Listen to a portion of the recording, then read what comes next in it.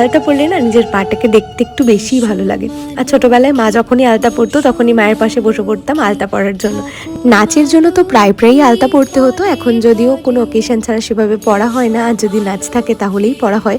যাই হোক, লক্ষ্মী পুজো উপলক্ষে সন্ধেবেলাতেই কিন্তু আমাদের সমস্ত জিনিসপত্র গোছগাছ করা হয়ে গেছে। তো বাবির না খুব একটা শরীরটা ভালো ছিল না, তাই জন্য ওকে একটু টাইম দিতে হচ্ছিল আমাকে বেশিক্ষণ।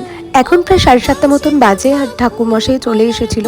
তো আমাদের ঠাকুর ঘরটা আগে নিচে ছিল, এখন ওপরে শিফট করা হয়েছে বলে বারবার ওপর নিচ করতে হচ্ছে। দুর্গাপুজোর সপ্তমীর দিন তো বাবির জ্বর এসেছিল, তারপর মেডিসিন দেওয়ার পর ঠিক হয়ে গেছিল। কিন্তু লক্ষ্মী পুজোর আগের দিন আবারও বাবির জ্বর এসেছে। আমি 4 ঘন্টা অন্তর অন্তর বাবিকে জ্বরের মেডিসিন দিয়েছিলাম, কিন্তু তবুও শরীরটা ভেতর থেকে ভীষণ উইক ছিল, কোথাও যেতে চাইছিল না, আমার কাছেই থাকতে চাইছিল শুধুমাত্র। বাবি যদি কোনো কারণে অসুস্থ থাকে তো আমাদের বাড়ির সবার মোটামুটি মন খারাপ হয়ে যায়। আমাদের বাড়িতে তো ওই একমাত্র বাচ্চা, আর ওই আমাদের বাড়িটাকে পুরো মাতিয়ে